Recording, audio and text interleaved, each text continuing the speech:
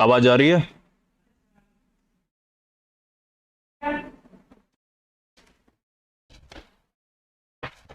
नमस्कार, शाम के 8:15 बज रहे और मैं हूं आपके साथ राजेंद्र प्रसाद और आप सभी का हार्दिक स्वागत है सम्यक सिविल सर्विसेज के YouTube चैनल पर। और प्यारे विद्यार्थी मित्रों, आज हम अपने इस नई क्लास में बात करने जा रहे हैं राजस्थान इतिहास एवं कला संस्कृति के जो प्राचीन जमाने के जो क्वेश्चंस हैं, विभिन्न प्रकार के एग्जाम्स में जो पूछे गए हैं, उन सवालों को आज मैं आपके सामने लेकर आया हूं। हमारे साथ जुड़ रहे हैं भैया संदीप खंडेलवाल, हेमंत कसाना, पूनम झाजरा और हिमांशु डीके मीना। बिल्कुल सभी का गुड इवनिंग, राम राम, नमस्कार, प्रणाम स्वीकार है। गुड्डी यादव, विशाल पंडित, अंजू सिंह, बिल्कुल सत श्री अकाल सर जी। बिल्कुल एक बार आप सारे के सारे विद्यार्थी मित्र लेक्चर को पहला काम तो ये करो फटाफट से और एक बार शेयर करके आ जाओ फटाफट से, है ना, अपने अपने मित्रों के साथ और अपने अपने स्टेटस पर लगा दो भैया। देखो, आज आपकी काफी दिनों से इच्छा थी कि गुरुजी अपनी प्रश्नोत्तरी होनी चाहिए रोजाना, तो आज मैं आपके लिए प्रश्नोत्तरी लेकर आया हूं। अब आपकी जिम्मेदारी बनती है कि इस क्लास को धुआंधार तरीके से फैला दीजिए, ठीक है। चलिए, अब देखो थोड़ी बढ़ते कई दिन हो गए, तो आज कुछ सवालों के जवाब भी ले ले अपन। एक बार आप सभी शेयर करके आ जाएंगे क्लास को। और आज का जो पहला सवाल है आपकी स्क्रीन पर ये रहा, बहुत सिंपल सा सवाल है। किसने बूंदी में तारागढ़ दुर्ग का निर्माण करवाया? कौन से दुर्ग का? तारागढ़ दुर्ग का निर्माण। यहां पर मैं आपको बताऊं कि बात होती है 1354 ईस्वी की। कब की बात होगी? 1354 ईस्वी। और 1354 ईस्वी में बूंदी में, और यहां पर एक व्यक्ति होते हैं जिनका नाम आपके सामने है, बैरिसाल, बरसिंह, सुबानदेव और राव नरपाल। इनमें से किसने करवाया था? आपके सामने ऑप्शन, और कुछ बच्चों ने बता दिया कि भवानी चौहान, और या फिर किसने बताया? संदीप खंडेलवाल। बरसिंह हाड़ा पक्का, पूनम झाजरा बिल्कुल भैया, है ना, ये होंगे अपने बरसिंह हाड़ा। और बरसिंह हाड़ा द्वारा क्या करवाया गया? बूंदी के दुर्ग का निर्माण करवाया गया। यहां पर अब बूंदी दुर्ग में कुछ स्थापत्य कला के अपन कुछ नमूने देखें तो क्या क्या नमूने हो सकते हैं। जैसे बूंदी का जो किला होगा, इसमें एक अपन बात करें, बूंदी किले को तिलसमी किला किसने कहा? शायद इस दुर्ग का निर्माण भूत प्रेतों ने करवाया होगा। ऐसा किसने कहा था? मुझे कमेंट्स करके बताए, ऐसा किसने कहा था जो कि बूंदी के सुख महलों में जिसने निवास किया था, और सुख महलों में देख करके वो कहता है कि वाह क्या बात है, बहुत अद्भुत। और बूंदी के महलों को देख करके कर्नल टोड ने कहा था कि शायद इससे बेहतरीन राजप्रसाद कहीं पर और अन्य राजस्थान में कहीं नहीं हो सकते, है ना। तो ये कर्नल टोड कहता है। लेकिन मुझे ये बताओ कि बूंदी के किले का निर्माण भूत या प्रेतों ने करवाया है? अच्छा, बूंदी या जोधपुर जो मेहरानगढ़ किला होता है, उस मेहरानगढ़ किले का निर्माण शायद परियों या फिर देवताओं ने करवाया है, ऐसा भी कुछ होगा, है ना। अच्छा, बिशप हैबर बिल्कुल भी नहीं है। रिंकू मीना बिल्कुल आपका स्वागत है। एंड क्रेजी फैन ने बताया किल्पिंग, बिल्कुल भैया किल्पिंग, ये वही किल्पिंग होता है जिसने जंगल बुक लिखी थी, है ना।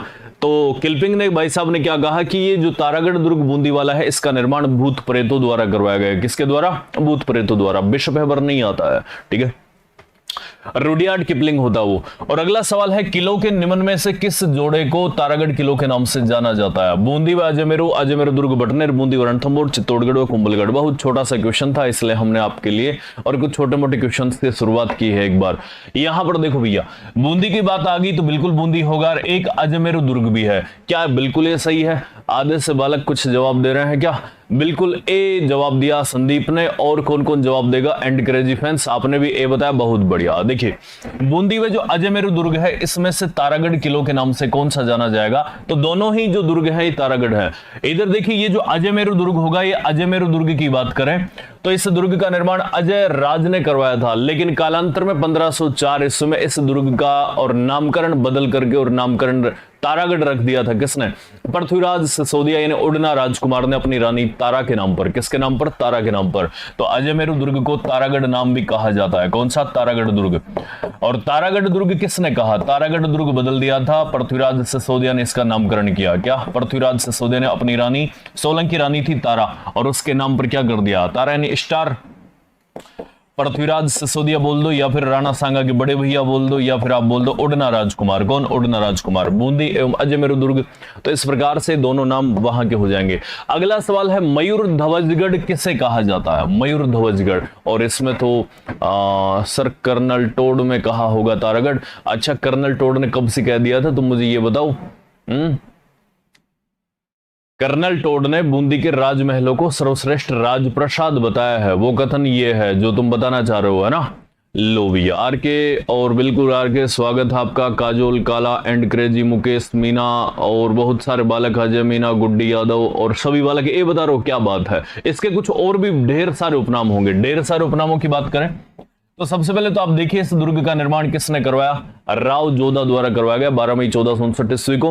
अभी इसके और कुछ एक तरीके से जन्म तिथि मनाई गई थी, है ना। कागमुखी दुर्ग है, इसको गढ़ चिंतामणि कहा जाता है, इसको विहंगकूट कहा जाता है, इसको मयूर ध्वजगढ़ कहा जाता है, इसको अपन बात करें जोधा की ढाणी कहा जाता है, जबरागढ़ कहा जाता है, मारवाड़ का सिरमौर कहा जाता है। दुनिया भर के उपनाम होंगे किसके? मयूर ध्वजगढ़ के। किसके होंगे? मयूर ध्वजगढ़ के।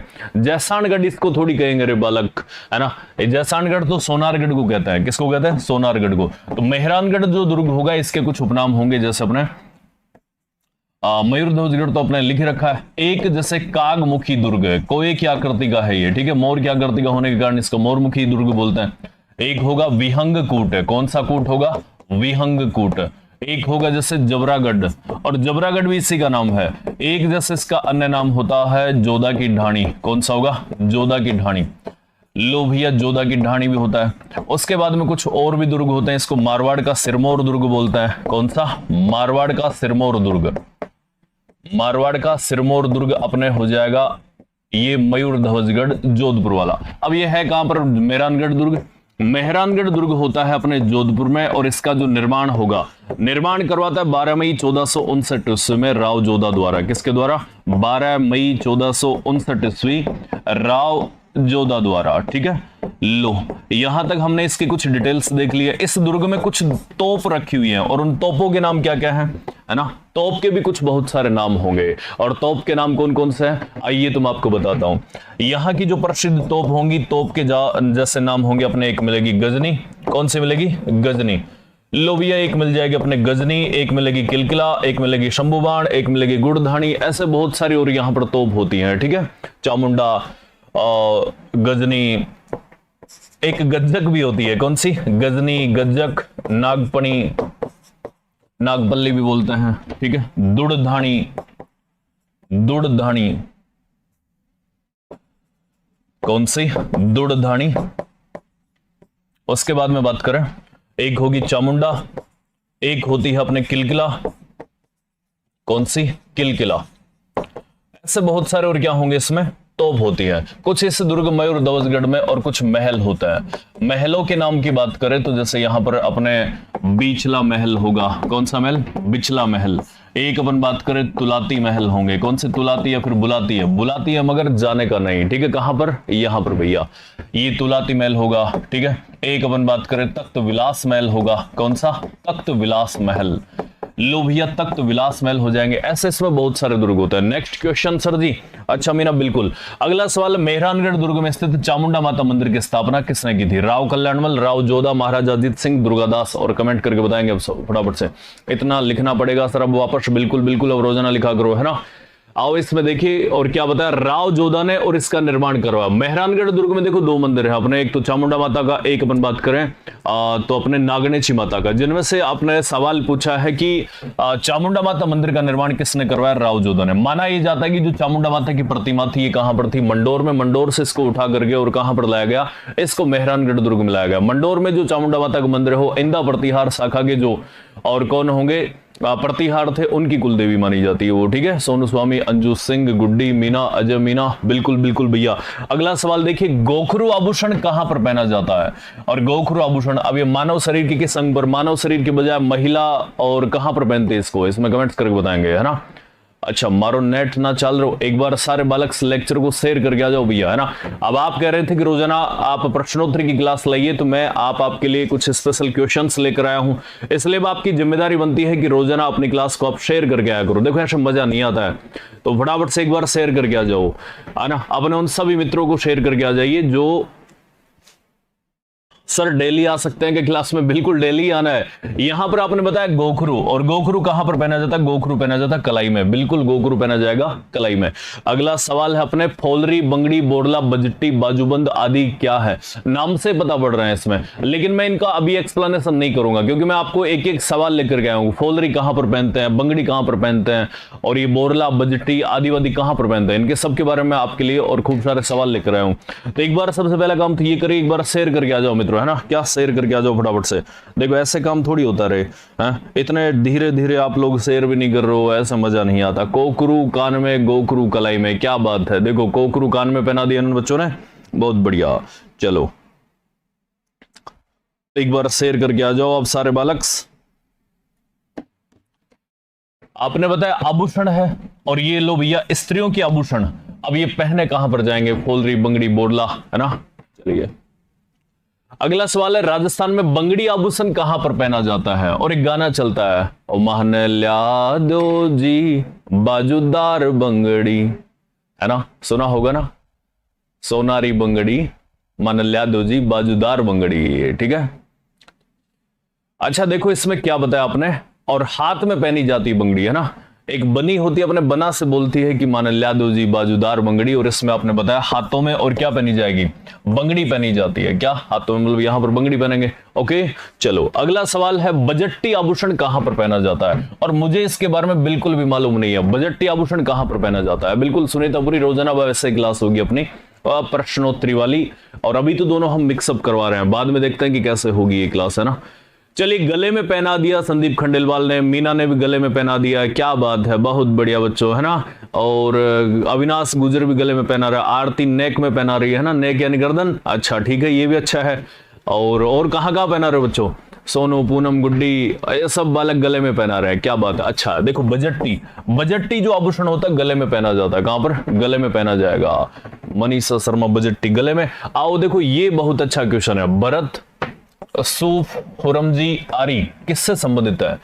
पीतल की नक्काशी से, ब्लू पोट्री से, गलीचा व दरी उद्योग से, कढ़ाई व पेचुरक से। यानी ये जो सवाल है आपका, ये सवाल कुछ ऐसा है, ये भरत, सूफ, खुरमजी, आरी किससे संबंधित है? ये सवाल आपका है हस्तकला से। अच्छा अच्छा ऐसे क्या?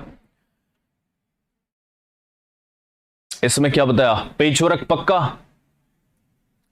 अच्छा पेचवर्क कला के लिए और कौन कलाकार जानी जाती है? स्पेशल मुझे बताओ, पेचवर्क कला के लिए कौन कलाकार जानी जाती है? पेचवर्क, कढ़ाई, कढ़ाई व पेचवर्क, यहां पर एक शब्द है पेचवर्क, और पेचवर्क के लिए कौन सी कलाकार जानी जाती है? क्या किसी को पता है?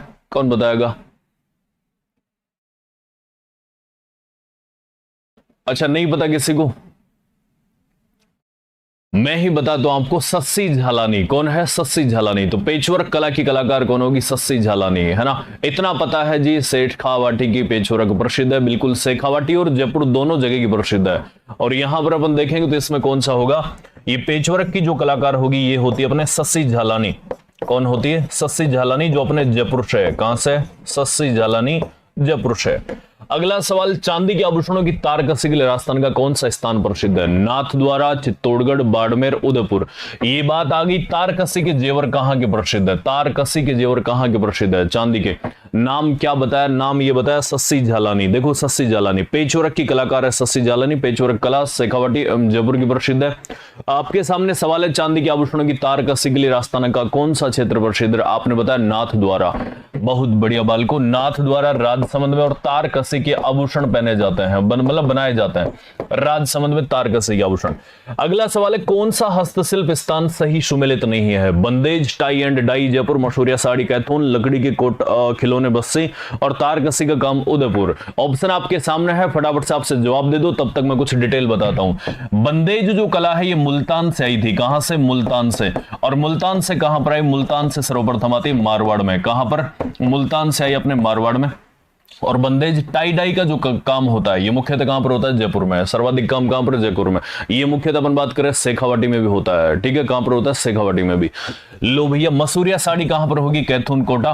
और बंदेज जो होता है इसको रंगो और बांधो कला भी बोलते हैं। कौन सी कला? रंगो एवं बांधो। इस बंदेज कला का जो प्राचीनतम उल्लेख जो मिलता है ये बाण भट्ट की पुस्तक जो होती है, बाण भट्ट की पुस्तक जिसका नाम होता है हर्ष चरित्र, उसमें और बंदेज कला को अपने को क्या मिलता है? उल्लेख मिलता है। प्राचीन उल्लेख बाण भट्ट की पुस्तक, बाण भट्ट की पुस्तक, बाण भट्ट की पुस्तक जिसका नाम होगा बताइए क्या? हर्ष चरित्र। और हर्ष चरित्र में क्या मिलेगा आपको? उल्लेख मिलता है, प्राचीनतम उल्लेख। ठीक है, आपने क्या बताया इसमें? क्लास रेगुलर लखना, बिल्कुल। लकड़ी के खिलौने तो नहीं, मेड़ता के थोड़ी होते हैं लकड़ी के खिलौने। लकड़ी के खिलौने बस्सी, चित्तौड़ एवं उदयपुर के होंगे। कहां के? उदयपुर के। ठीक है, चलिए अगला जो सवाल है, तारकसी का काम उदयपुर में नहीं होता, ये होगा अभी अभी हमने बताया नाथ द्वारा। कहां पर? नाथ द्वारा। और नाथ द्वारा है प्यारे दोस्तों अपने राजसमंद में। कहां पर है? राजसमंद में। ठीक है, चलिए अब देखो इन बच्चों ने क्या किया कि बाण भट्ट की एक कादंबरी भी है ना। मैं बिल्कुल पहले थ्योरी पढ़ा रहा था इन टाबरों को, पर थ्योरी को इनको लगा कि गुरुजी वो तो बहुत जटिल है थ्योरी तो, है ना, आप थ्योरी क्यों पढ़ा दो, आप तो प्रश्नोत्तरी पढ़ाओ। ठीक है बच्चों, हम प्रश्नोत्तरी शुरू करते हैं ना। आइए अगला जो सवाल आपके सामने, समुद्र लहर का लहरिया और कहां पर पहना जाता है? रंगा जाता है? जयपुर, जोधपुर, चित्तौड़, कोटा। समुद्र लहर का लहरिया, है ना, वो एक गाना चलता है कि मन लाई दो लाई दो लाई दो लाई दो लहरियो शाह। आगे मुझे भी नहीं आता, बस इतना ही गाना आता है ना। तो अब बताओ ये लाई दो लाई दो लाई दो लाई दो लहरियों सा कहां रंगा जाता है? आपने बताया जयपुर में। कहां पर? जयपुर में। लो भैया, समुद्र लहर का जो लहरिया होता है ये लहरिया कहां पर रंगा जाएगा? जयपुर में। कहां पर? जयपुर में। अब इसमें अपन बात करें तो लहरिया वास्तव में प्रसिद्ध भी कहां का है? जयपुर का। और लहरिया की बात करें तो लहरिया जो होगा ये कब पहना जाता है? लहरिया कब पहना जाता है? लहरिया पहना जाएगा अपने श्रावण महीने में। और कब ये भी पता होना चाहिए, तीज के अवसर पर, बल्कि उससे एक दिन पहले पहनते हैं, जो सिंजारा होता है ना उस दिन। अब देखो लहरिया कैसा होता है। लहरिये की बात करें, लहरिये को जो रेखाएं होती हैं वो आड़ी धारियां काटती हैं। क्या काटती हैं? आड़ी धारियां, इस प्रकार से। और ये अपना एक लहरिया बना दिया हमने। लो मित्रों, कुछ इस प्रकार से एक साड़ी होती है लहरिया की, और ये बन गया क्या? लहरिया। अब एक होता अपने पास मोठड़ा, और मोठड़ा जानते हो मोठड़ा कहां का प्रसिद्ध है? मोठड़ा में कुछ इस प्रकार से होगा, यहां पर हम और मोठड़ा का क्या बनाएंगे? मोठड़ा का बनाएंगे साफा, जो विवाह के अवसर पर पहना जाएगा। कहां पर पहना जाएगा? ये पहना जाएगा अपने मारवाड़ में, यानी जोधपुर में। कहां पर? जोधपुर में। अच्छा, इसको कैसे काटा जाए मित्रों? इसको ऐसे काट लेते हैं। लो भैया, हमने काट लिया इसको, और ये आड़ी धारियों को काटते हुए, है ना, एक दूसरे की धारियों को काटते हुए ये तो हो जाएगा मोठड़ा। और मोठड़ा पहना जाता है विवाह के अवसर पर। कब पहनेंगे? विवाह के अवसर पर। और विवाह के अवसर पर कहां पर? जोधपुर। लो मित्रों, कहां पर पहनेंगे? जोधपुर। लेकिन ये होता है क्या? लहरिया। क्या? लहरिया। लहरिया कब पहना जाएगा? श्रावण में। और श्रावण में भी कब? तीज के अवसर पर। कब? तीज पर। कंप्लीट हो गया। चलिए हम चलते हैं आगे। पांच रंगी साफा जो होता है बावरा, स्टार लगा करके लिख दो। पांच रंगी साफा जो होता है उसको बावरा बोलते हैं। पांच रंगी साफा जो होगा उसको कहा जाएगा बावरा। चलिए अगला सवाल है आपके सामने, ऋषि पंचमी कब बनाई जाती है? श्रावण शुक्ल पंचमी, आश्विन शुक्ल पंचमी। इस दिन मतलब सप्त ऋषियों की पूजा की जाती है। किसकी? सप्त ऋषियों की पूजा की जाती है। और कमेंट्स करके बताओ मित्रों, है ना। किरण कुमावत, मनीष, राजेंद्र और मनीषा, बिल्कुल बिल्कुल। रोजाना रात्रि अपनी 8 बजे क्लास होती है। डेली आप सभी बालक और बालिकाएं अब जुड़ जाया करेंगे। अब मैं वापस से एक बार प्रश्नोत्तरी की शुरुआत कर रहा हूं, क्योंकि देखो अब तक मैंने कहा ना कि कुछ कदम पीछे भी लेने पड़ते हैं बहुत आगे जाने के लिए, तो इसलिए मैं अभी तक बच्चों को थोड़ा सा एक मौका दे रहा था। क्या कर रहा था? कुछ मौका दे रहा था कि चलो एक बार तुम और कुछ सीख लो, पढ़ लो। क्योंकि मैं आपको प्रश्नोत्तरी वगैरह जैसे करवाता रहता हूं तो उसमें बालक सोचते हैं गुरुजी प्रश्नोत्तरी का हम क्या ही करें, हमारे पास मैटर नहीं है। अब जो नए बालक जो जुड़ रहे हैं उनको मैं बता दूं कि दुनिया भर का मैटर मैंने पढ़ा दिया है। आप यूट्यूब को खोलिए, इसी चैनल को, और इसमें दुनिया भर की थ्योरी क्लासेज है। पहले उनको पढ़ के आओ और फिर रोजाना आप शाम को एक क्लास लिया करो, ठीक है। तो जिसको भी जो भी मैटर चाहिए पहले तो पढ़ लो और फिर आप इन क्लासेज को ज्वाइन करिए, ठीक है। यहां पर आपने बताया भाद्रपद शुक्ल पंचमी, बिल्कुल मित्रों ऋषि पंचमी, और ऋषि पंचमी के दिन और सप्त ऋषियों की। आप तो मुझे ये बता दो कि ऋषि पंचमी के दिन और कौन से समाज में राखी बांधी जाती है। सप्त ऋषियों की तो पहले तो होगी पूजा, क्या होगी, सप्त ऋषियों की पूजा। और अब हम देखो धुआंधार करेंगे अपने, क्या अब धुआंधार अपनी क्लास को चलाएंगे रोजाना रात्रि 8 बजे। अब बस आप सभी बालक से शेयर करके आना भैया, है ना। ऐसे अब देखो काम नहीं चलता, थ्योरी क्लास में मैं भी शेयर नहीं करता कि क्योंकि टावरों का जिनका मन होता पढ़ लीजिए, नहीं तो नहीं है। अब ये सुपरफास्ट क्लास चलती तो आपको आपके सोना मोना जादू टोना सबकी कसम है मित्रों, है ना, शेयर जरूर करके आया करोगे आप रोजाना रात्रि। माहेश्वरी समाज में राजेंद्रन और मनीषा ने बताया कि माहेश्वरी समाज में राखी बांधी जाती है। लो भैया, माहेश्वरी समाज में राखी बांधी जाती है, माहेश्वरी समाज में राखी बांधी जाती है। अगले सवाल की तरफ मैं चलता हूं और अगला सवाल है अपने नेक्स्ट, कौन सा कथन या कौन से कथन हिंदू त्योहारों के बारे में सही है, इसमें से कमेंट्स करके बता दो। और ये आपके सामने ऑप्शन है 1 और 2, 3 और 4, केवल 3, और इसको थोड़ा सा सोचो समझो और फिर खुद ही बता दो, है ना, खुद ही तय करो क्या होगा इसमें कौन सा। अच्छा, जादू टोना गायब हो गए, जादू टोनाओं को गायब हो जाने दो, है ना। हम बिल्कुल आपको, जब आप पास हो जाओगे तब सब अपने आप दौड़े दौड़े आएंगे, बिल्कुल सविता, सोनू, संदीप, अच्छा बिल्कुल। चलिए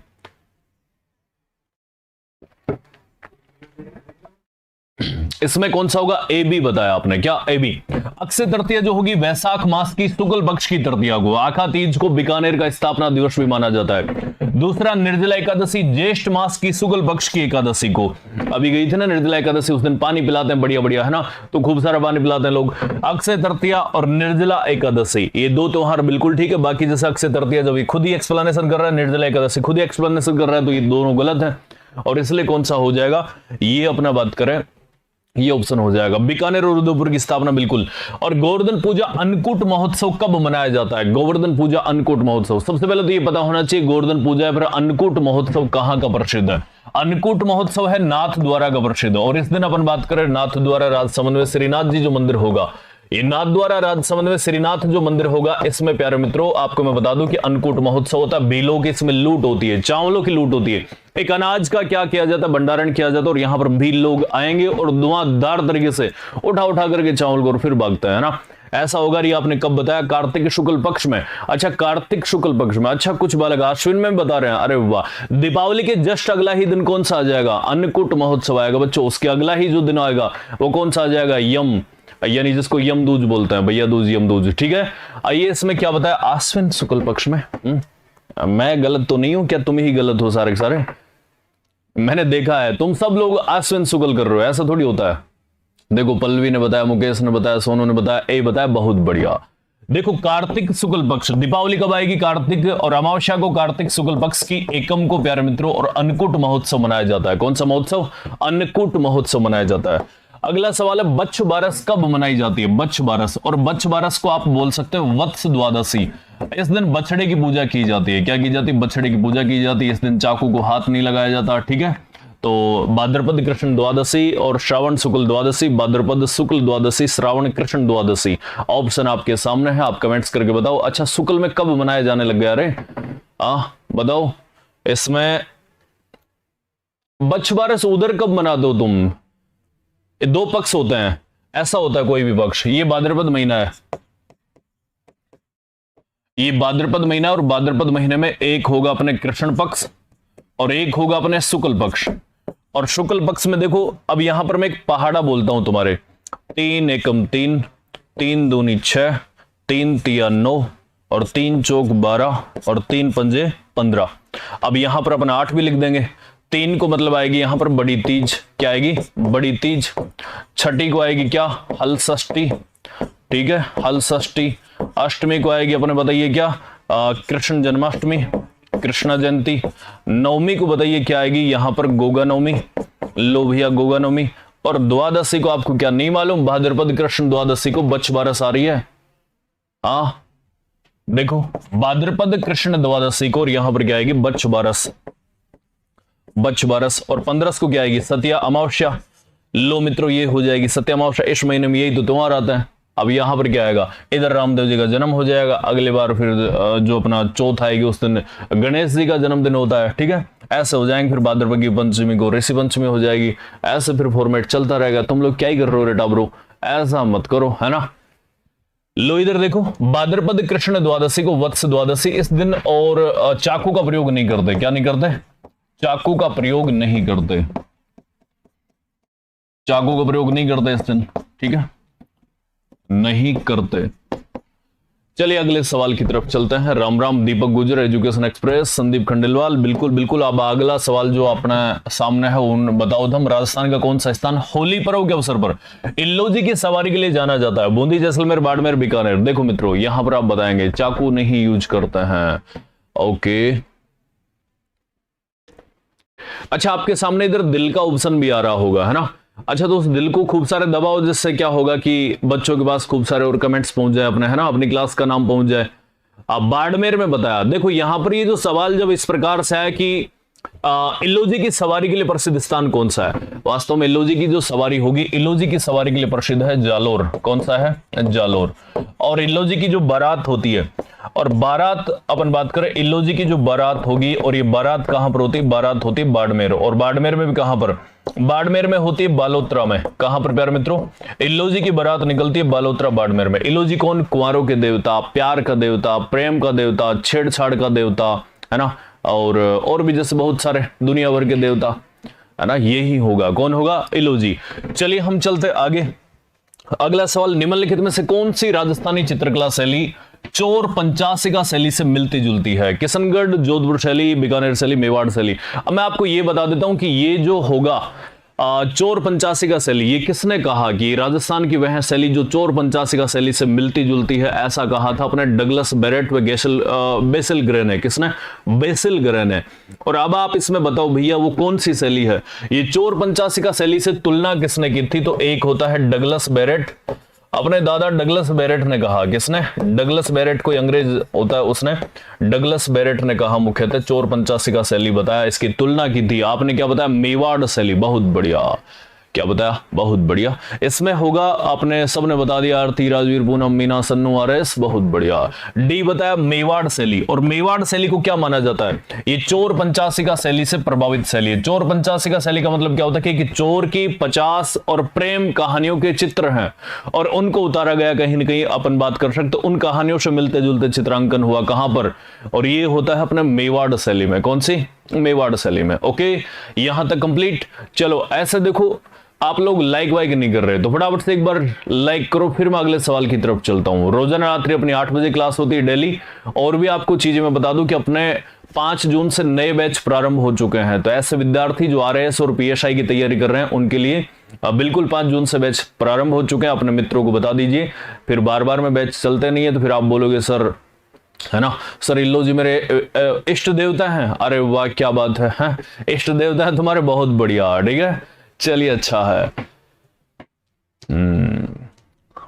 अच्छा सेल्फ स्टाबर हो तुम लोग, सेल्फ स्टाबरों को अब क्या ही करे तो, है ना। आगे देखो, बीकानेर चित्रकला व मुगल कला के सामंजस्य का सर्वश्रेष्ठ उदाहरण है। आओ मैं तब तक यहां पर इसके बारे में कुछ बता देता हूं। मेवाड़ जो शैली होगी, मेवाड़ शैली की माना जाता है कि जो शुरुआत होती है, मेवाड़ शैली राजस्थान की क्या मानी जाती है?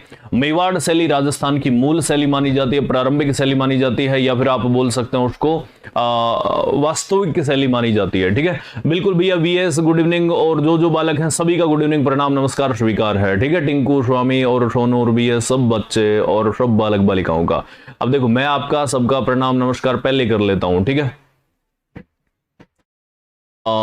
सर आरएस मेंस का तो अभी तक कोई नोटिफिकेशन नहीं आया सर। सविता आपने कौन सा बैच ले रखा है? प्री के लिए ले रखा है या फिर मेंस के लिए ले रखा है? तो देखो आपको मैं बता रहा था मेवाड़ शैली, मेवाड़ शैली की उत्पत्ति जो मानी जाती है वो गुजरात शैली से मानी जाती है। किससे? गुजरात शैली से। या फिर जैसे बात कर सकते हैं अजंता शैली होगी, ठीक है, किससे? अजंता शैली, या फिर गुजरात शैली से इसकी मानी जाती है। यहां पर मेवाड़ शैली का जो स्वर्णकाल माना जाता है वो जगत सिंह फर्स्ट के समय माना जाता है। जगत सिंह फर्स्ट ने और मेवाड़ में क्या बनाया? उदयपुर के जो राजमहल थे उनमें बनाया इन्होंने जैसे आप बोल सकते हैं इन्होंने बनाया कि चितेरों की ओबरी, क्या बनाई? चितेरों की ओबरी, ठीक है। अच्छा आरएस प्री का ले रखा है तो फिर मेंस का नोटिफिकेशन कैसे आएगा बालक? अगला सवाल देखो, बीकानेर चित्रकला और मुगल कला के सामंजस्य का सर्वश्रेष्ठ उदाहरण है मेघदूत, कमलिनी, रसिक प्रिया, हंसिनी चित्र। इसमें बताओ बीकानेर चित्रकला व मुगल कला के सामंजस्य का सर्वश्रेष्ठ उदाहरण है मेघदूत, कमलिनी, रसिक प्रिया, हंसिनी चित्र। ऑप्शन तो गलत नहीं है।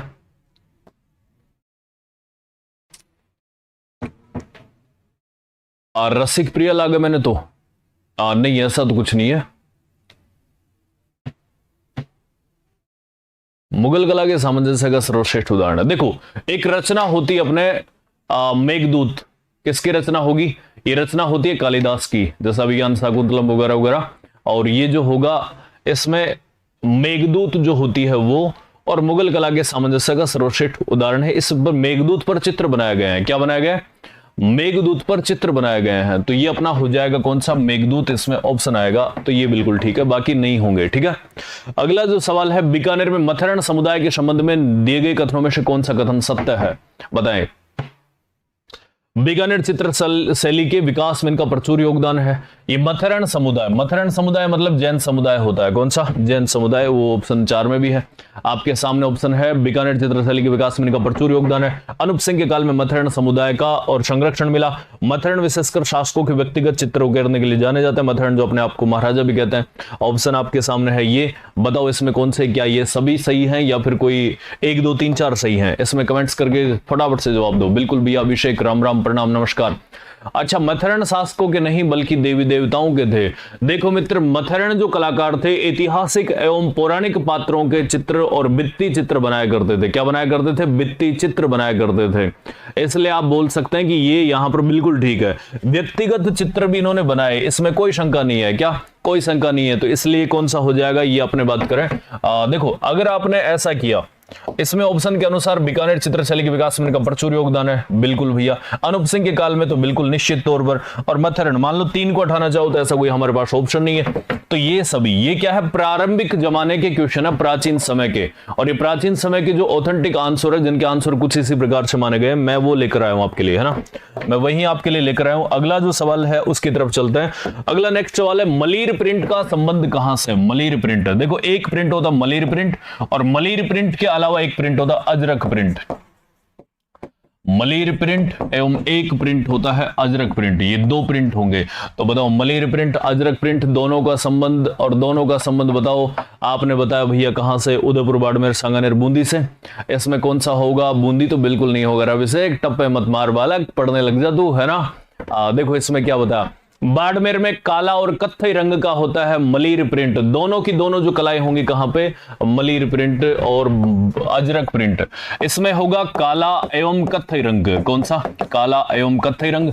और ये जो काला कत्थई रंग होता है ये मलीर प्रिंट में। अब वास्तव में होती क्या है मलीर प्रिंट और अजरक प्रिंट? मलीर प्रिंट की होती है बेडशीट जो सिंगल एक तरफ की बेडशीट होती है, दूसरी अजरक प्रिंट होती है और डबल तरफ की बेडशीट होती है, मतलब दोनों तरफ से इसको रंगांकन छपांकन किया जाता है। ठीक है, ये अजरक प्रिंट होगी, मलीर प्रिंट होगी। अच्छा, ओके, चलिए अगला सवाल है नेक्स्ट। राजस्थान का कौन सा शहर बेलबूटों की छपाई के लिए, पारंपरिक कला के लिए जाना जाता है? जयपुर, सांगानेर, बगरू, बाड़मेर। क्या बात है, देखो इसने कितने अद्भुत ऑप्शन दिए हैं मित्रों। जयपुर, सांगानेर, बगरू, बताओ। सिंगल वाली सीट, डबल वाली सीट, बगरू पक्का, ऐसा तो कुछ नहीं हो सकता। बैसे बेलबूटे और बैसे बगरू नहीं करना है ना। बैसे बेलबूटे और बैसे सांगानेर जरूर कर देना है। मुन्नालाल गोयल ने सांगानेरी कला को अंतरराष्ट्रीय स्तर पर ख्याति दिलवाई, है ना। और बगरू प्रिंट के जो कलाकार होंगे, जो राम किशोर छिपा माने जाते हैं, बात आपकी ठीक है, बगरू ही होगा। तो मैं आज इस क्वेश्चन को करवाऊंगा ही नहीं, बिल्कुल नहीं करवाऊंगा, है ना। क्योंकि देखो मित्रों, बगरू तो होगा, बिल्कुल बगरू तो नहीं होगा, है ना। अब मैंने बताया बगरू तो नहीं होगा। अब बगरू नहीं होगा तो बताओ क्या होगा? सांगानेर होगा। अब सांगानेर होगा या बगरू होगा, 2 है। मैं जब भी पढ़ाता हूं तो मैं ये बताता हूं कि बैसे बगरू और बैसे बेलबूटे शायद नहीं होंगे। अब होंगे कि नहीं होंगे वो आप जानते हो। ठीक है, चलिए आओ देखो। मैंने तो बेलबूटों की छपाई बगरू ही सुनी है, हमने भी बगरू ही सुनी है बच्चों, है ना। अब तुम्हारे लिए देखो, अब कुछ तो क्वेश्चंस बनाए जाएंगे ना इस सवाल, और ये सवाल आया हुआ है पटवारी में, बहुत बढ़िया सवाल है ना। अब इसमें आप ध्यान रखना कि इस सवाल को अगर आप कल नहीं पढ़ोगे तो फिर क्या होगा, तुम्हारे जीवन में कुछ ना कुछ तूफानी होगा, कहीं ना कहीं 1 नंबर गलत हो जाएगा। इसलिए इस क्वेश्चन को मैं छोड़ूंगा। होमवर्क, कौन सा होमवर्क? मुझे मालूम है बिल्कुल, मैंने अभी अभी सारी बातें बता दी है कि बैसे बगरू बैसे बेलबूटे, लेकिन क्या पता ऐसा नहीं हो सकता तो क्या होगा? सांगानेर। सांगानेर की तो खुद की एक प्रिंट थी, ऐसा कुछ नहीं है। सांगानेर में फूल पत्तीदार छपाई, यानी सांगानेर में बेलबूटेदार छपाई की जाती है, एवं अपन बात करें बगरू में फूल पत्तीदार छपाई की जाती है। ठीक है, चलिए अगला सवाल है, बांधो और रंगों कला के लिए राजस्थान में कौन सा स्थान प्रसिद्ध है? और ये ऑप्शन है जोधपुर, नाथद्वारा, बाड़मेर, जयपुर। वो जोधपुर मतलब वैसे लिखा गया वहां पे, है ना, ये वैसा वहां पर लिखा गया। ठीक है, बगरू पढ़ा आपने? अच्छा, एक बार लाइक करो फिर बताऊंगा, उससे पहले नहीं बताऊंगा। सर जी बता दो ना, आरएस कल जुड़ना पड़ेगा। पूनम झाजरा, इस सवाल का जवाब पाने के लिए आपको कल जुड़ना पड़ेगा रात्रि 8 बजे। कितने बजे जुड़ना पड़ेगा? रात्रि 8 बजे। अगला सवाल देखो, इसमें कौन सा आपने क्या बताया? जयपुर। इसमें देखो जयपुर होगा। कौन सा? जयपुर। जोधपुर कैसे बता रहे हो इसमें? बिल्कुल भैया, विजय सिसोदिया, बिल्कुल प्रणाम है आपका, स्वीकार है। देखो ये जयपुर होगा। बांधो और रंगों कला के लिए राजस्थान में कौन कौन सा स्थान प्रसिद्ध है? तो ये होगा जयपुर। कौन सा? जयपुर। अगला, छातो अम्ब्रेलो के लिए प्रसिद्ध कौन सा है? क्या छातो अम्ब्रेलो के लिए प्रसिद्ध कौन सा? पाली, फालना, जयपुर, शिरोई छातों के लिए प्रसिद्ध है। रेडियो प्रसिद्ध है जहां के, और छाते प्रसिद्ध वहां के। अब इसमें से कौन सा ऑप्शन हो सकता है? हस्तकला से संबंधित क्वेश्चन है जिनके बारे में ये सिर्फ फैक्ट्स होता है और कुछ नहीं होता है ना। छाता, वो चाइनीज छाते कहां पर बनेंगे अपने? फालना पाली में। लो भैया, फालना पाली में अम्ब्रेला। और एक अपन बात करेंगे रेडिया। और रेडिया प्राचीन जमाने में जो दादा वादा सुनते थे ना, रेडिया, वो रेडिया। अगला सवाल है, विकास के लिए फैशन संबंधित है। विकास के लिए फैशन, किसके लिए? विकास, यानी अपने को डेवलपमेंट करनी है तो उसके लिए फैशन करनी पड़ेगी। अब ये बताओ ये कौन सा है? परिधानों की नई डिजाइन तैयार करना, फैशन विकास के लिए एक स्वतंत्र संस्थान स्थापित करना, कन्या महाविद्यालय में फैशन पाठ्यक्रम लागू करना, खादी एवं कोटा डोरियों को लोकप्रिय बनाना। अच्छा, ये ऑप्शन काफी अच्छा है, कन्या महाविद्यालयों में फैशन पाठ्यक्रम लागू करना। इसमें मतलब जाहिर सी बात है बालिकाएं और फैशन के लिए रुचि लेंगी, तो ऐसा हो सकता है, संभावनाएं हैं। लेकिन क्या ऐसा है क्या? बिल्कुल असंभव है ना। ओल बगाल तो इसमें कुछ करना ही नहीं है ना। सुनीता बिल्कुल गुड इवनिंग। और खादी वाला बताया संदीप ने, और किसने क्या क्या बताया? फैशन विकास के लिए ऐसा कुछ नहीं। ये आरएस का क्वेश्चन है भैया, आरएस प्रीलिम्स में क्वेश्चन आया हुआ है। मोहित जाट, होता है फैशन डिजाइनर का कोर्स, होता है, लेकिन ये विकास के लिए फैशन। राजस्थान में जो हस्तकला को विकास के लिए जो संस्थाएं होती हैं उनके द्वारा। और अब बताओ क्या किया जाता है? खादी एवं कोटा डोरिया को लोकप्रिय बनाना है। इसके लिए क्या होगा? विकास के लिए फैशन संबंधित है, तो 4 ऑप्शन होगा। कौन सा होगा? 4 ऑप्शन। अगला सवाल ट्रेंच कमीशन संबंधित है। अपना आ गया भैया इतिहास से संबंधित कुछ क्वेश्चन, क्योंकि देखो आज का जो थंबनेल है ये कुछ इसी प्रकार से होगा। और ये जो अपना आज का जो क्वेश्चंस था, यानी सवाल होंगे राजस्थान इतिहास एवं कला संस्कृति की विगत परीक्षाओं में पूछे गए प्रश्न, और डेली लाइव 8 PM। तो सारे के सारे विद्यार्थी रात्रि 8 बजे रोजाना आप जुड़ जाया करो अब, है ना। अपनी अब धुआंधार स्पेशल एक बार फिर से वो क्लासेज होने वाली है जिसकी आपको काफी दिनों से इंतजार था। बेंगू चिपका दो इसमें, बिल्कुल भैया महेंद्रा पारगी, बिल्कुल बेंगू हमने चिपका दिया। यहां पर बेंगू किसान आंदोलन, बेंगू किसान आंदोलन अपन बात करें 1921 में प्रारंभ हुआ। कब? 1921 में प्रारंभ हुआ। और यहां पर ट्रेंच कमीशन बना। बेंगू किसान आंदोलन के समय जो ठाकुर था, ठाकुर कौन होता है? ठाकुर होगा अपने अनूप सिंह। ठाकुर कौन होगा? ठाकुर का नाम मिलता है अपने को अनूप सिंह। साथ में अपन बात करें तो यहां का अनूप सिंह के अलावा अब जब यहां से जो वो सॉरी एक बार मैं देखो वो शब्द याद नहीं कर पा रहा। अध्यक्ष जो होता है बेंगू किसान आंदोलन को, यानी उसको जो ऐसा बोल सकते हैं नेतृत्व करता, सॉरी अध्यक्ष से बढ़िया रहेगा नेतृत्व करता। और नेतृत्व करता रहेगा जो विजय सिंह पथिक के कहने पर यहां पर कौन आता है? रामनारायण चौधरी। वो देखो अध्यक्ष याद करते समय कितना लंबा हो गया है ना। ऐसा होता नेतृत्व करता होगा, और ये कौन होगा? अपने रामनारायण चौधरी। तो यहां पर बेंगू किसान आंदोलन के किसानों को नेतृत्व किसने दिया? रामनारायण चौधरी ने दिया। ठीक है, फिर कालांतर में इनके मध्य और क्या हो जाता है? एक समझौता भी हो जाता है अनूप सिंह और कुछ जैसे राजस्थान सेवा संघ के सदस्यों के मध्य। और ठाकुर अनूप सिंह ने बोला कि यार सल्टाओ इसको, तो है ना, क्या करो इसको तो सल्टा लीजिए।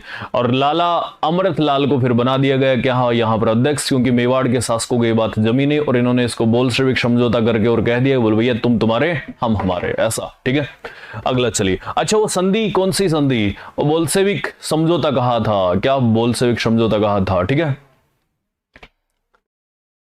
अगले सवाल की तरफ चले। बेंगू चित्तौड़ किसान आंदोलन का नेतृत्व किसने किया? क्या बात है, अच्छा सवाल था वैसे, मैंने खैर पहले ही बता दिया। बोल्शेविक समझौता कहा था इसने, मार्गदर्शन विजय सिंह पथिक ने दिया था। क्या बात है, बहुत बढ़िया, अच्छा बता रहे हैं सब लोग, है ना। ऐसा होता विजय सिंह पथिक मार्गदर्शन देता है, लेकिन रामनारायण चौधरी ने क्या किया था?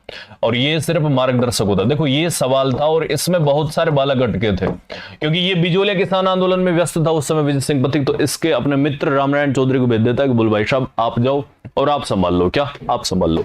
अगला सवाल है, निम्नलिखित में से कौन सा युगम कृषक आंदोलन नेता सुमेलित नहीं है? ऑप्शन तुम्हारे सामने है, बिजोलिया, बूंदी, मेव और बेंगू।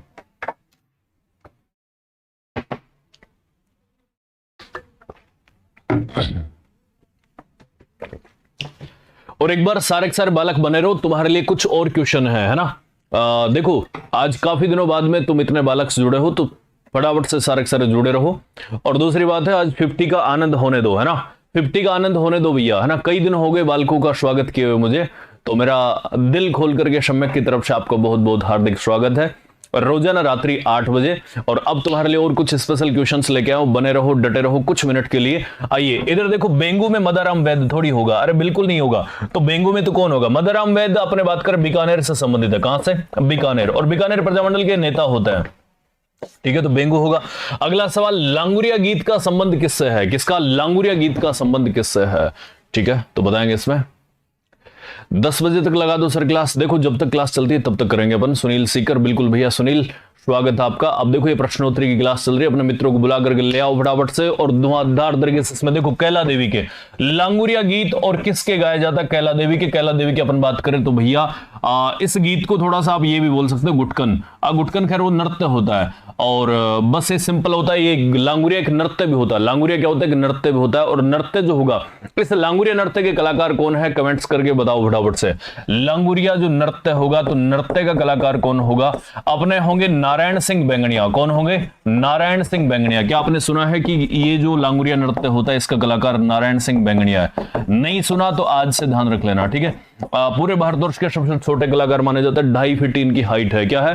2.5 फीट इनकी हाइट है। अगला सवाल, लांगुरिया गीत किस मंदिर में गाया जाता है? तो कैला देवी के मंदिर में। मुख्यतः अपन बात करें तो इनके जो भक्त होते हैं, गुजर और मीणा आदि जो लोग होते हैं, ये क्या गाते हैं? अपने लांगुरिया गीत गाते हैं। अगला सवाल है, पटेलिया बिछियो एवं लालर क्या है? पटेलिया बिछियो एवं लालर क्या है? राजस्थानी आभूषण, राजस्थानी लोकगीत, राजस्थानी लोकवाद्य, राजस्थानी लोक नाट्य। एक बार फिर से बहुत अच्छा सवाल है, और इसमें कमेंट्स आप ही करेंगे। लोकगीत है क्या? क्या बात है। आदिवासियों के, अच्छा आदिवासियों के, अब आदिवासी कहां पर दिख गया तुम्हें?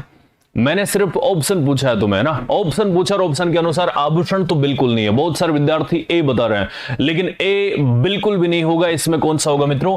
राजस्थानी लोकगीत होंगे। कौन से? राजस्थानी लोकगीत होंगे। और ये हमारे साथ बिल्कुल 50 बालक जुड़ रहे हैं, बिल्कुल भैया 50। अब कल तुम्हें रोजाना 8 बजे जुड़ना है मेरे साथ, और अब इस क्लास को 500 तक पहुंचाना है डेली, है ना।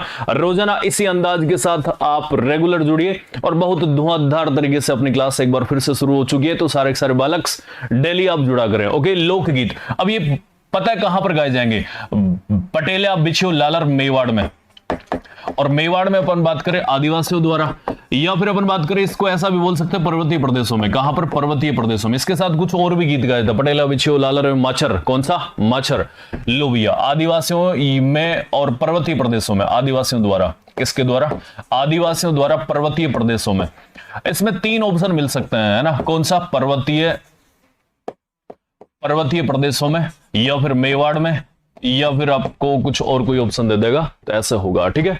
चलिए अगला सवाल, पटेलिया बिछियो लालर और माछल क्या है? और मेवाड़ के, मारवाड़ के, मेवात के, हाड़ौती के। इसमें अब की बार ये जो आया था, ये क्वेश्चन था रीट लेवल 2 का, जिसमें बहुत सारे बच्चों ने क्या कर दिया? हाड़ौती के प्रसिद्ध गीत कर दिए। लेकिन ऐसा बिल्कुल भी नहीं है ना, ऐसा बिल्कुल भी नहीं है ना। सर हिस्ट्री इतनी पढ़ा दी सर ने कि अब कल्चर भूल गए। कोई बात नहीं, अब अपन बात करेंगे, कल्चर याद करेंगे। ये कहां का प्रसिद्ध गीत है? मेवाड़ के प्रसिद्ध गीत है, पटेलिया बिछियो लालर, आदिवासियों गीत होंगे। पावना गीत कब गाया जाता है? और पावना तो तुमने सुना ही होगा, है ना। एक बार आओ जी जवाई जी पावना, और थाने सासू जी बुलावे घर आज जवाई लाड कर। एक बार आओ जी जवाई जी पावना, और थाने ससुरा जी बुलावे घर आज जवाई। और आगे तुम जानते हो, है ना, ऐसा। चलिए अगला सवाल है, पावना गीत कब गाया जाएगा? तो प्यारे मित्रों, ये पावना ससुराल में जवाई के आगमन पर कौन सा गीत गाया जाएगा? पावना गीत। सर एग्जाम मेंशन कर दिया करे, किस में पूछा है? अच्छा सुनील, ये बिल्कुल हम कल इसको कोशिश करवाते हैं, एग्जाम भी मेंशन करेंगे, देखो एग्जाम भी मेंशन कर देंगे, ठीक है। चलिए पावना गीत। और कौन सा युगम सही नहीं है? कौन सा युगम सही नहीं है? रज्जब अली खान वीणा वादक, आमिर खान सितार वादक, अल्लाह जिलाई भाई मांड गायिका, रविशंकर नड़ वादक। कौन सा युगम सही नहीं है? ठीक है। अरे काना मैं समझ गया बालक, तू राधे है ना। तो राधे तुम्हारा स्वागत है बालक, आओ आगे चलते हैं, है ना। ससुराल में जमाई के आगमन पर, अनी त्यागी, बिल्कुल भैया ऐसा ही है ना। रविशंकर कोनी। तो यहां पर आपने बताया नडवादक। नडवादक राजस्थान में कौन है? बहुत प्रसिद्ध वादक है नडवादक। और नडवादक जो बड़ी बड़ी अपने मूछी, छल्लादार मूछे रखा करते थे। और बताओ नड के वादक, प्रसिद्ध नड के वादक कौन होंगे? नड क्या होती है? नड होती है एक लगभग 1.5 से 2.5 मीटर यानी 2.5 फीट लंबी एक नली होती है, ठीक है। और उस नली को फिर बजाया जाता है। अब आपको पता है सुशिर वाद्यंत्र होगा नड। और नड के वादक कौन होंगे? कर्णाभील होंगे। कौन होंगे? कर्णाभील। नडवादक का नाम मिलेगा अपने को कर्णाभील। कौन मिलेगा? कर्णाभील। अगले सवाल की तरफ चले। अगला सवाल आपकी स्क्रीन पर एक बार ये रहा, गुरालियो क्या है? एक नृत्य शैली, कालबेलियों का वाद्यंत्र, आदिवासी भीलों का लोक नृत्य, लोकनाट्य। और नड जो होगा, नड होगा अपने सुशिर वाद्यंत्र। कैसा वाद्यंत्र होगा? सुशिर वाद्यंत्र। और ये जो होता है मित्रों, अब मैं इसमें बताऊंगा तो नहीं, गुरालियो क्या होता है बताइए, आपको पता भी होगा। एक बार सारे के सारे विद्यार्थी लेक्चर को लाइक कर दो मित्रों, है ना। और चैनल को सब्सक्राइब कर लीजिए। डेली रात्रि 8 बजे जुड़ जाइए, ठीक है। अच्छा काना, तो बिल्कुल भैया तू स्वागत है तेरा, रोजाना रात्रि 8 बजे। ओके चलिए अगला। इसमें क्या बताया? एसआई की फीस कितनी है सर जी? प्रकाश लाकरा, तुम्हारे लिए बैच प्रारंभ हो चुके हैं 5 जून से। तो आप ऑफिस में आइए और बात करिए। आपके लिए एसआई की फीस अभी जैसे 35,000 है और 5 जून से बैच हुए हैं। सर जी डेली क्लास टॉपिक वाइज होगी या मिक्स होगी बच्चों, है ना? क्या होगी? मिक्स होगी बिल्कुल। और कहीं से भी कोई भी सवाल आ सकता है। अब इसके लिए आप तैयार रहो। कालबेलियाओं का वाद्यंत्र होता है क्या? कालबेलिया वाद्यंत्र। गुरालियो देखो आदिवासियों का या फिर कालबेलियों का वाद्यंत्र होता है। इसमें अपन बात करें 5-6 और बांस की खपचियां होती है। खपचियों पर एक बांधते धागा और फिर इसको यूं बजाते हैं मुंह से, ठीक है। और इस प्रकार से ये सुशिर वाद्यंत्र की श्रेणी में आता है। इसमें कुछ जुर्दने से लटके होता है घुंघरू टाइप से, तो इसलिए ये थोड़ा सुशिर एवं घन दोनों श्रेणियों को पूरा कर देता है। किसको? सुशिर एवं घन। लेकिन अधिकतम कौन सा? ये सुशिर वाद्यंत्र है। अगला सवाल, राजस्थान का एकमात्र ऐसा लोक वाद्यंत्र जिसकी डोरी में तनाव के लिए और पखावज की तरह लकड़ी के गुटके डाले जाते हैं। क्या डाले जाते हैं? लकड़ी के गुटके डाले जाते हैं। यहां पर देखो कुछ ऐसा होता है, पखावज जानते हो? पखावज होता है ढोलक का लंबा रूप, ठीक है। और अब इनको बनाने के लिए आप क्या करेंगे कि यहां पर ये डोरी जो कसी जाती है, यहां पर जो डोरी कसोगे ना, इनमें लकड़ी के गुटके डाले जाते हैं। क्या डाले जाएंगे? लकड़ी के गुटके। तो डोटी या फिर डोरी में तनाव के लिए कौन सा हो जाएगा? आप डाकाई थिंक तो बिल्कुल गलत है। डाका डूका बिल्कुल गलत है। रावलों की मांदल किसने बताई? आरती ने, आरएस ने बताई। और किसने बताई? मीना ने। बहुत बढ़िया बच्चा मीना, है ना। ऐसे बताते रहो, है ना। और भी जो बालक है, गुड्डी यादव बहुत अच्छा, कुलदीप भैया ने भी बहुत बढ़िया, डीके मीना ने भी अच्छा बताया, शानदार। रावलों का जो मांदल होगा कौन सा? रावलों का मांदल। और ये वाद्यंत्र ऐसा होता है जिसमें पखावज की तरह लकड़ी के गुटके डाले जाते हैं। कैसे? पखावज की तरह गुटके डाले जाते हैं। अगला सवाल नेक्स्ट, राजस्थान में कामड़ जाति के लोगों द्वारा कौन सा संगीत वाद्यंत्र बजाया जाता है? ए तंदूरा, सुरिंदा, गुजरी, इनमें से कोई नहीं। बताओ। कामड़ जाति की महिलाओं द्वारा कौन सा? तेरा चालान ऐसे कटेगा बालक। हमारे पुराने स्टूडेंट तेरा चालान रोज काटेंगे, है ना। और तू ऐसे ही बोलता रहेगा। बोलगू राणा जी माफ कर दो। अब राणा जी माफ नहीं करेगा। सुरिंदा पक्का। एक बार फिर से तेरा और चालान कट चुका है बालक, है ना।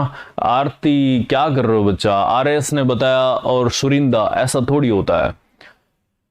देखो दोबारा सोचो और समझो इसमें कौन सा होगा। अरे कामड़ जाति कौन सी जाति है?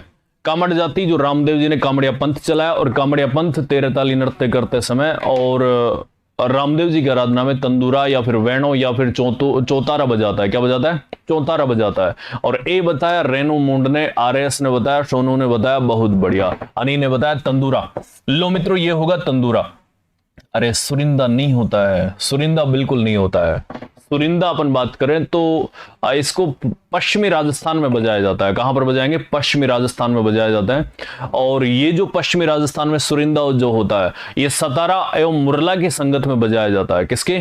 सतारा एवं मुरला की संगत में। अच्छा ए ऑप्शन तो ताना दिखो ही ना है, ऐसे क्या? तो A option tandura is right answer बच्चों। Tandura is right answer. Tandura को क्या बोलेंगे?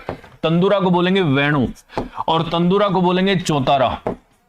यानी इसमें 4 तार होते हैं। कितने तार होंगे? 4 तार। लो भैया इसमें कितने तार होंगे? 4 तार। और ये वाद्यंत्र बजाया कब जाता है? रामदेव जी की आराधना में। कब बजाया जाएगा? रामदेव जी की आराधना में ये अपना वाद्यंत्र बजाया जाता है। रामदेव जी की आराधना में कौन सा वाद्यंत्र बजाया जाएगा? चौतारा। सुरिंदा जो होता है, इस सुरिंदा की बात करते हैं। सुरिंदा जो वाद्यंत्र होगा ये मुरला एवं सतारा की संगत में बजाया जाता है। मुरला एवं सतारा की संगत में, सतारा की संगत में बजाया जाएगा। दूसरा अपन बात करें राजस्थान और पश्चिमी राजस्थान में जो एक संगीत नाट्य अकादमी है, उसका मुख्य जो प्रतीक चिन्ह है ये होता है अपना सुरिंदा। गुजरी में अपन बात करें 5 तार होंगे। रावण हत्ता का छोटा रूप होता है। कैसा होता है? रावण हत्ता का छोटा रूप। लो भैया, रावण हत्ता का छोटा रूप कौन सा होगा? यही होता है रावण हत्ता का छोटा रूप। रावण हत्ता का छोटा रूप। ओके, चलिए अगले सवाल की तरफ। नेक्स्ट सवाल कहां पर है बच्चों? नेक्स्ट सवाल बिल्कुल भी नहीं है हमारे पास, है ना। नेक्स्ट सवाल बिल्कुल नहीं है, समाप्त हो चुके। एक बार जिन्होंने लाइक नहीं किया वो फटाफट से लाइक कर दो। और आज क्लास में वो पहले वाली फीलिंग आ रही है। देखो, अब रोजाना रात्रि क्लास 8 बजे वाली में ऐसे ही और पुराने जमाने की जो फीलिंग्स है उनको एक बार उन जो वाइब्स को हम वापस लेकर के आएंगे ना। क्योंकि मुझे लगा कि आप बालकों को कुछ मैटर चाहिए, इसलिए मैंने अब तक वो जो आपकी थ्योरी की क्लास लगाई। अब मुझे लगा कि बहुत पढ़ लिया थ्योरी, अब हम शुरुआत करेंगे राजस्थान में कुछ स्पेशल। ओके, तो स्पेशल का मतलब यह है कि प्रश्नोत्तरी अपनी डेली होती है रात्रि 8 बजे। अपने उन सभी विद्यार्थी मित्रों को बता दीजिए कि भैया अब राजेंद्र सर की क्लास होती है सम्यक शिविल स्वरूप के यूट्यूब चैनल पर रात्रि 8 बजे, और सबको जुड़ना है। भयंकर धुआंधार प्रश्नोत्तरी होगी अब, है ना। मुझे लगा था कि बालक थ्योरी पढ़ने के इच्छुक है, इसलिए मैंने तुम्हारी भावनाओं का सम्मान किया। अब आप मेरी भावनाओं का सम्मान नहीं कर रहे थे, इसलिए मुझे प्रश्नोत्तरी वापस लाना पड़ा, है ना। चलिए ठीक है, चलिए तो अब रोजाना रात्रि जुड़ेंगे। अपने सब मित्रों को बताना है। देखो, पहला काम तो क्या करना, अपने सब मित्रों को बताना है। और कल से आप शेयर करके जरूर आएंगे, अपने अपने स्टेटस पर शेयर करके जरूर आएंगे। पहली बात आप ध्यान से सुन लेना, कान खोल करके, ठीक है। अच्छा, वीएस देखो, अब इन टावरों के नाम नहीं लेते तो फिर क्या करते? बोले सर हम गुस्सा हैं सर, एसआई की कोचिंग, अच्छा ज्वाइनिंग, एसआई की ज्वाइनिंग कर रहे हो तुम? क्या बात है काना, बहुत बढ़िया। राजेंद्र जी, अब कितने दिन बाद में आऊंगा, ज्वाइनिंग के बाद नहीं आ पाऊंगा राजस्थान एसआई की। क्या बात है, ये हमारे काना का सिलेक्शन हो चुका है ये एसआई में, तो बहुत बढ़िया बात है, अच्छी बात है भैया ना। मेरी तरफ से आपको और भी ढेर सारी शुभकामनाएं, ऐसे बहुत सारे बालकों का और होगा सिलेक्शन, है ना। सर आप बहुत अच्छा पढ़ाई करते हो डीके मीना, बिल्कुल आप शेयर भी करके आया करो, तब देखो हमारा भी दिल गार्डन गार्डन होता है और आप सब बालकों का भी रहता है ना। और कल से कुछ स्पेशल और भी तूफानी क्वेश्चंस लेके आऊंगा, बस आप तो शेयर करके आ जाया करो। ओके, अब मैं मिलता हूं कल। लेकिन आज जो सवाल जो मैंने पूछा था होमवर्क, उसका जवाब आपको पता है क्या? यहां पर मैंने पूछा था आपसे एक सवाल, राजस्थान का कौन सा शहर बेलबूटों के लिए और बेलबूटों की छपाई के लिए कौन सा सवाल प्रसिद्ध है, ठीक है। ये आपको बताना है कमेंट बॉक्स में, कमेंट करके, चाहे गलत बताओ चाहे सही बताओ, मैं आपको सही जवाब दूंगा आपको कमेंट बॉक्स में, ठीक है। वरना 1 नंबर का कट जाएगा भैया तुम्हारा, है ना। 1 नंबर का चालान कट जाएगा, फिर बोलोगे सर जी राणा जी माफ कर दो, फिर राणा जी माफ आप बिल्कुल नहीं करते, आपको पता है, ठीक है। चलिए ऐसा ही कूल रहो, मस्त रहो, तब तक के लिए धन्यवाद। कल रात्रि 8 बजे के लिए और फिर से मिलेंगे कल, तब तक के लिए थैंक यू, जय हिंद।